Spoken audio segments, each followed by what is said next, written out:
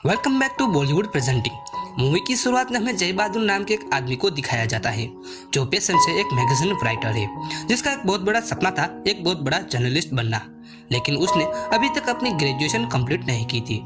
जहाँ जय बहादुर उस तरह के आर्टिकल लिखता था जिस आर्टिकल पर लोगों का ध्यान नहीं होता था।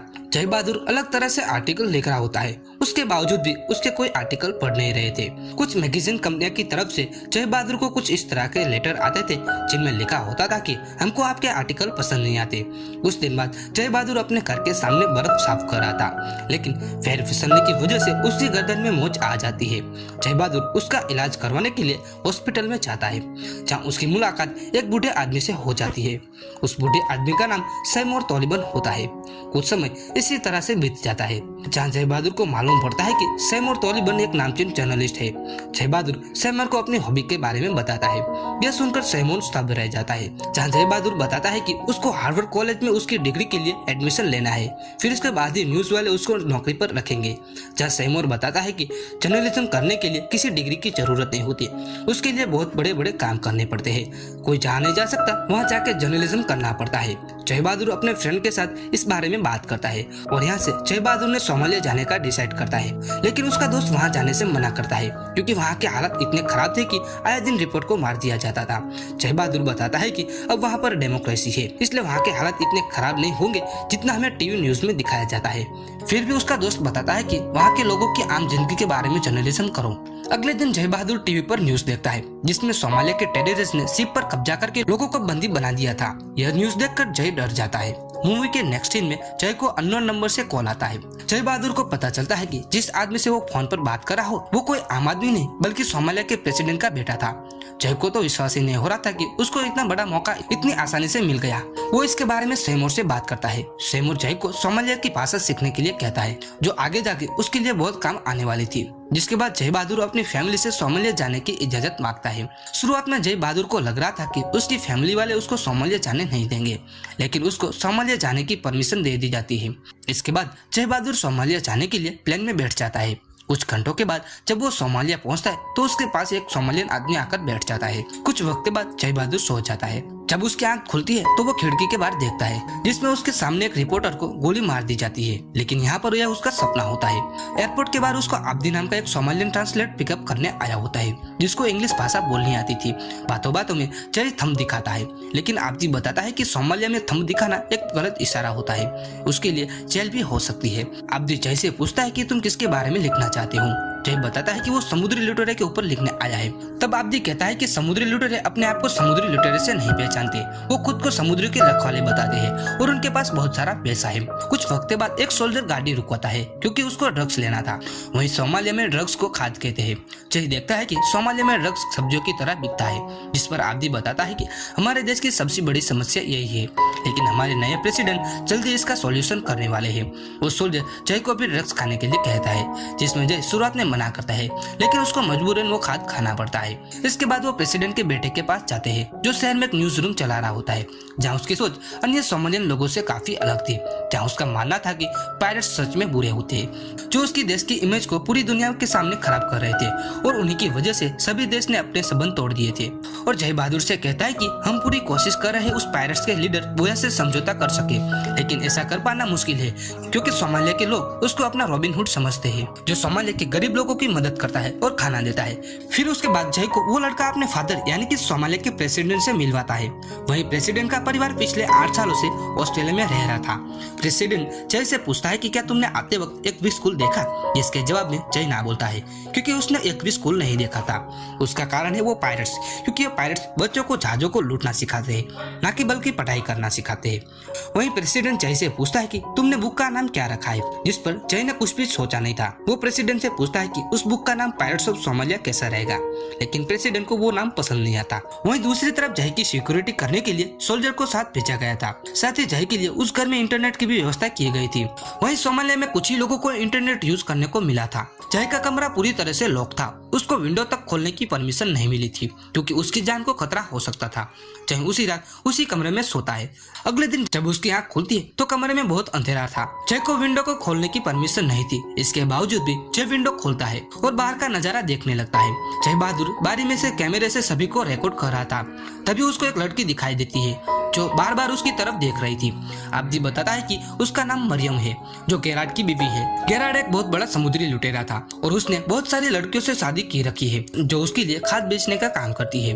अब यहाँ से जय उस आदमी का इंटरव्यू लेना चाहता था, लेकिन आब्दी बताता है कि वो आदमी बहुत ही ज्यादा खतरनाक है, इसलिए बेहतर है कि तुम उससे ना मिलो। साथ ही साथ आब्दी बताता है कि हमें बोया मिल गया है। इसके बाद वो दोनों बोया से मिलने जाते हैं। वहीं वो दोनों बात करते करते बोया के पास जाते हैं। वहीं जय बोया से बहुत सारे सवाल पूछता है, जिसमें वो जहाजों को कैसे लूटना और ये सब करने के लिए तुम लोगों को कैसे मनाते हैं और भी सवाल करता है। इंटरव्यू के दौरान जय को पता चलता है कि वो अपने आप को गलत नहीं मानते। वहीं जय बहादुर इंटरव्यू ले रहा था, तभी बोया वहाँ से खड़ा होकर चला जाता है, क्योंकि उसको जय से खाद चाहिए था, जो जय अपने साथ नहीं लाया था, क्योंकि उसको पता ही नहीं था कि इंटरव्यू के बदले में खाद देना पड़ता है।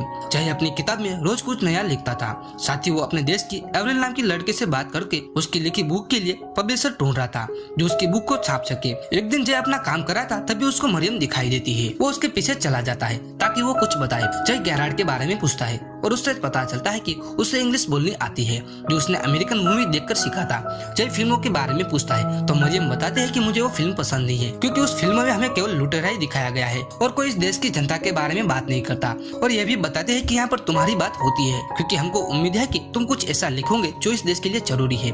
जय मरियम से थोड़ा खाद खरीदता है, फिर उसके बदले में उसको बोया से एक बार मिलने का मौका मिलता है और नशे की हालत में उससे सवाल पूछता ही रहता है और बोया के जवाब उस टेप रिकॉर्डर में रिकॉर्ड हो रहे थे। अब जय बहादुर को सोमालिया में रहते रहते 3 महीने बीत चुके थे और उसने बहुत कुछ लिख लिया था। एक दिन एवरेल का वीडियो कॉल आता है, जो उसको बताते हैं कि तुम्हारी बुक को बड़े बड़े पब्लिशर को दिखाया, लेकिन किसी के वो बुक पब्लिश करने में इंटरेस्ट नहीं है। वो बताते हैं कि वो उन पायरेट्स की वीडियो बनाकर भेजेगा तो उसको $1000 मिल सकते हैं। अब यह सुनकर जय को बहुत गुस्सा आता है। जय बहादुर आब्दी को सारी सच्चाई बता देता है।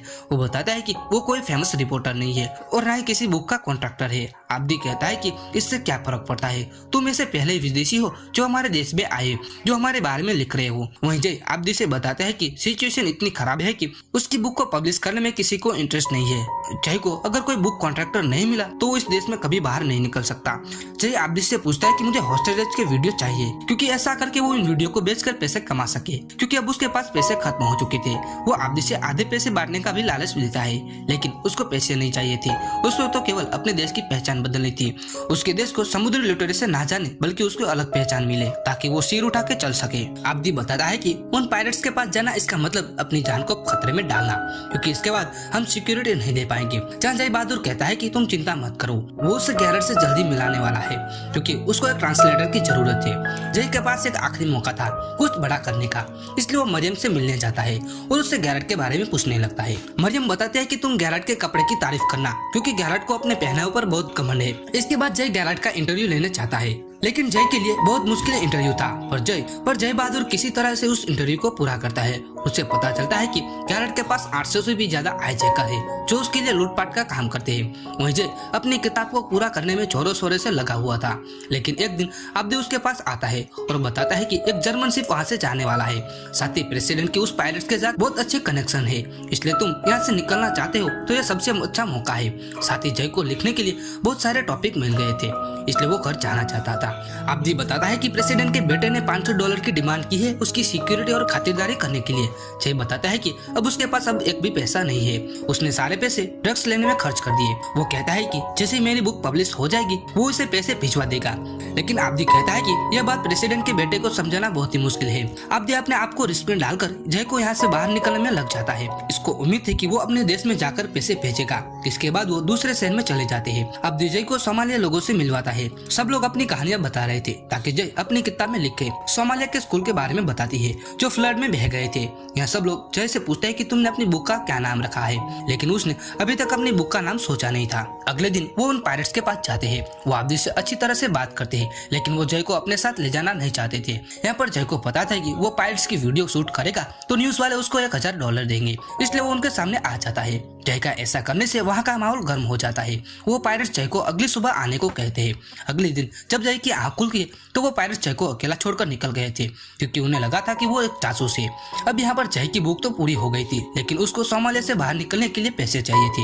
एक दिन जय को अपने डैड का कॉल आता है। वो बहुत घबराए हुए थे, क्योंकि उस समय सोमालियन पायरेट्स ने अमेरिकन शिप को लूटने की कोशिश की थी। वो शिप के कैप्टन का नाम रिचर्ड फिलिप बताते थे। वहीं प्रेसिडेंट का बेटा कहता है कि कैप्टन सहित क्रू मेंबर को रेस्क्यू किया जा चुका है और इसमें 3 पायरेट्स की मौत हो गई है और एक को अरेस्ट भी किया जा चुका है, जिसकी वजह से देश में सिचुएशन खराब हो रही थी। साथ ही पायरेट्स ने अमेरिकन को वार्निंग दिया कि अगर सोमालिया में एक भी अमेरिकन दिखाई दिया तो उसकी जान को खतरा हो सकता है। प्रेसिडेंट का बेटा किसी भी हालत में जय को अपने देश से सही सलामत भेजना चाहता था। वहीं जय के अकाउंट में उसकी फैमिली वालों ने पैसे भी भेज दिए थे।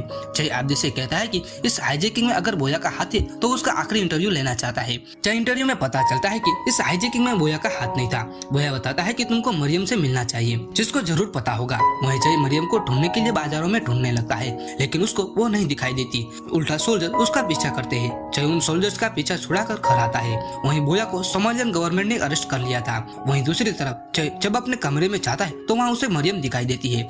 वो बताती है कि इन सब के पीछे उसके पति गैराड का हाथ है। मरियम यह भी बताती है कि जितना जल्दी हो सके यहाँ से निकल जाए, क्योंकि यह देश उसके लिए सेफ नहीं है। यह कहकर वो यहाँ से चली जाती है और जय विंडो से मरियम की तरफ देखकर हंस रहा था। अगले दिन वो न्यूज में देखता है कि गैराड ने अपने लोगों का बदला लेने के लिए कुछ अमेरिकन को मार दिया था और कहता है कि कैप्टन फिलिप की हाईजैकिंग के पीछे उसका ही हाथ था। लेकिन दूसरी तरफ जय सही सलामत अपने देश जा रहा था। जय उन लोगों का शुक्रिया अदा करता है जिन्होंने उसकी किताब पूरा करने में मदद की, और उन्हें भी जिनकी वजह से वो आज तक जिंदा है। यहाँ पर आब्दी थम दिखाकर ओके करता है और यहाँ पर हमें मालूम पड़ता है कि आब्दी केवल मजाक कर रहा था। इसके बाद वो अपने देश के लिए रवाना हो जाता है और जब वो नेटवर्क कवरेज में आता है तो वो देखता है कि उससे 200 भी ज्यादा मैसेज आए हुए थे, जिनमें 165 से भी ज्यादा न्यूज चैनल के थे जो गैराड का इंटरव्यू लिया था। वो इंटरव्यू को खरीदना चाहते थे और उनमें से 8 मैसेज बुक पब्लिशर की तरफ से थे जो जय की बुक को छापने के लिए तैयार थे, और इन सबके लिए उसको मुंह मांगी रकम मिलने वाली थी। क्योंकि उस समय अमेरिकन और सोमालियन पायरेट के बीच बहुत तनाव था। वो हर शिप को लूट लेते थे जिन शिप पर अमेरिकन फ्लैग था। जब जय एयरपोर्ट पर पहुंचता है तो CSI का एक एजेंट सोमालिया के पायरेट्स के बारे में पूछने लगता है, क्योंकि अमेरिकन को उसके बारे में कुछ भी पता नहीं था। और यही कारण था कि जब वो समुद्र में जाते थे तो पायरेट्स उनको लूट लिया करते थे। जब जय अपने घर जाता है तो उसका धूमधाम से स्वागत किया जाता है। उसकी लिखी बुक को इंटरनेशनल बेस्ट सेलर बन गई थी, इसलिए 2013 में CIA के साथ उसको बैठने का मौका मिलता है, जो सोमालिया के बारे में बहुत कुछ जानना चाहते थे, क्योंकि उसके बाद वहाँ कोई अमेरिकन नहीं गया था। जहाँ जय बहादुर उन्हें बताता है कि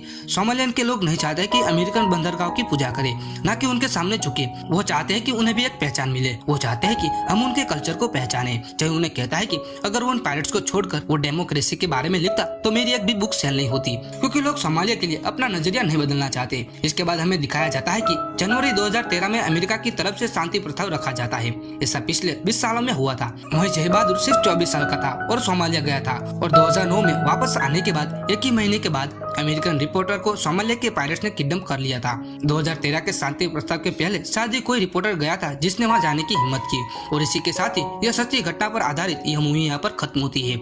अगर वीडियो अच्छा लगा तो वीडियो को जरूर लाइक करें और चैनल को सब्सक्राइब करना ना भूलें।